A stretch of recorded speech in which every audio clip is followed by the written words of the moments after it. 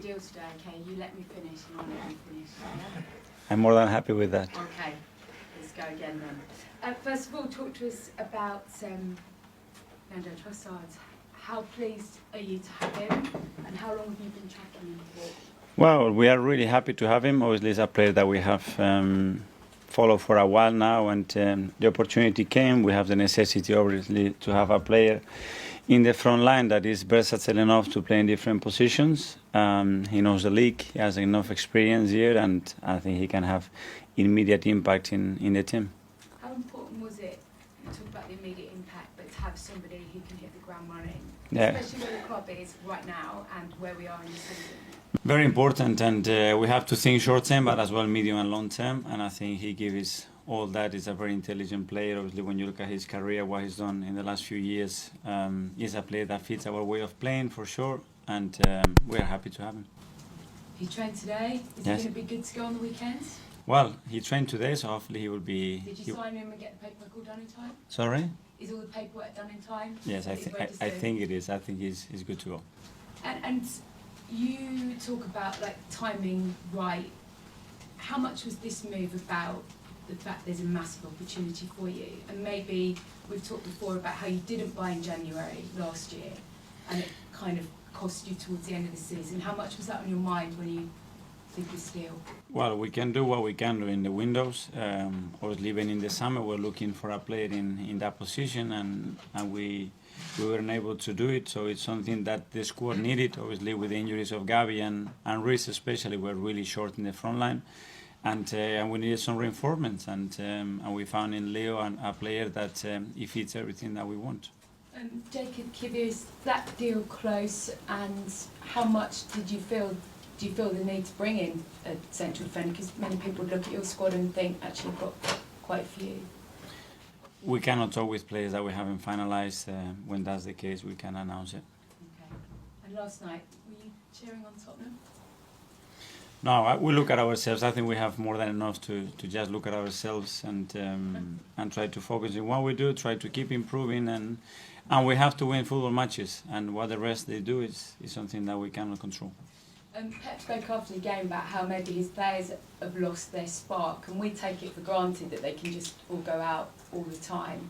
How have you managed to keep your players so on it every game? When we saw those pictures of Xhaka in the warm-up last week, it's not easy. How have you managed to tap into this group? It's something that we have to do every single day, and tomorrow I have to lift my players. I have to make sure that my players are up to it, that they still have that desire, that hunger, and they still have something in the tummy to go on Sunday with the same ambition and energy to try to beat Manchester United.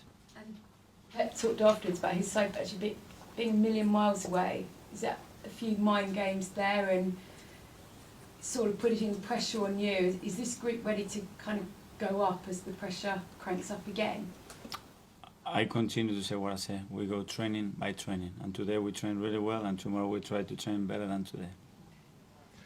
Thanks, Gail. Goes Becky from the PLP. Mikel, any fresh injury concerns ahead of this one? Not that I know of. So far, so good. Amazing.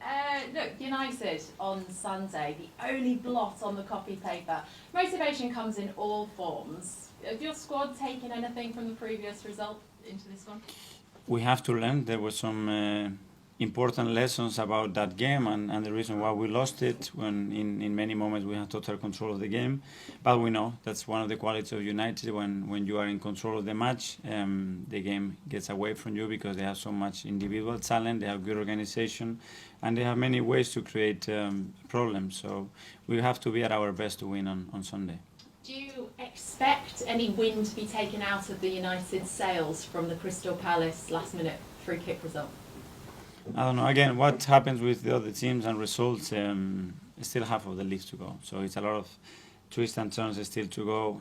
We have to be consistent in what we do, play the best possible way, and control that. And the rest, he will take care of himself. Thank you. Thank you. Bradley from TalkSport. Hi Mikel, hope you're well. First things first, obviously United and Arsenal in previous seasons have been competing for the Champions League, Europa League places. This year, both in the top four, both competing for the title. And you look back at where the teams were under Ferguson and Wenger, always challenging for the title. Does it add any extra spice to this game, the fact that both Arsenal and United are challenging for that Premier League title this season? I think the history and the clashes and the way those two clubs have competed, it tells you everything that you need to know before a match. It's a huge game in the league, in the country, around the world, and we have to prepare for that. And obviously the table says what it says this season right now, but our main focus is on being prepared for a big match.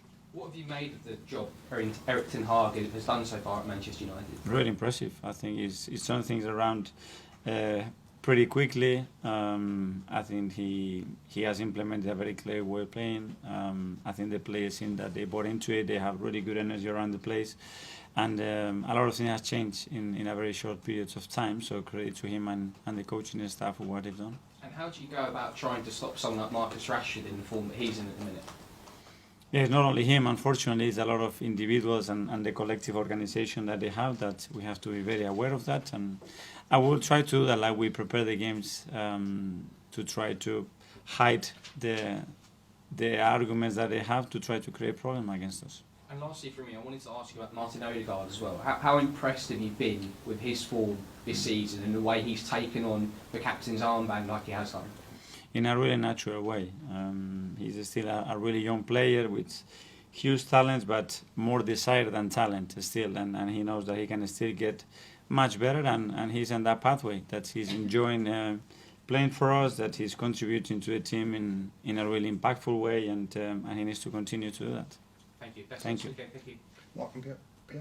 I think anyone that's watched Manchester United this season, and I'm sure that goes to you and your coaching staff as well, will know that a large part of that turnaround has come from performances of Casemiro. How much of a benefit is it to you that he's not going to be available on Sunday? Again, something that we can control. He didn't play in our first game either, and we still didn't do enough to win that match. So they have, when you look at the squad, they have, it's just incredible. So yeah, the individual and again the collective organization to beat any opponent in this league, and we will plan the game knowing that he's not available. That's for sure.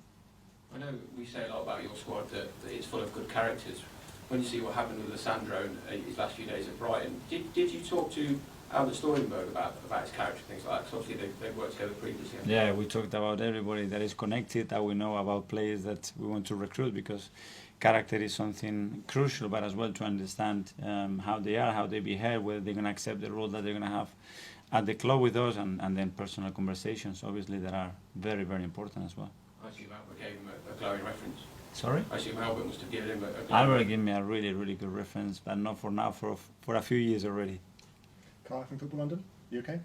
Cool. Art from Hey, Mikel. Oh my God, sorry. I haven't spoken for a while. You're going to have some water if you want. Thank you. So basically, I know you like versatile players, Yeah. and for the past, I guess, 3 or so years, it seems like you build a team of technicians across the pitch. I was just wondering, is that something that was in your mind because of the Arsenal team you played in, or where's that come from?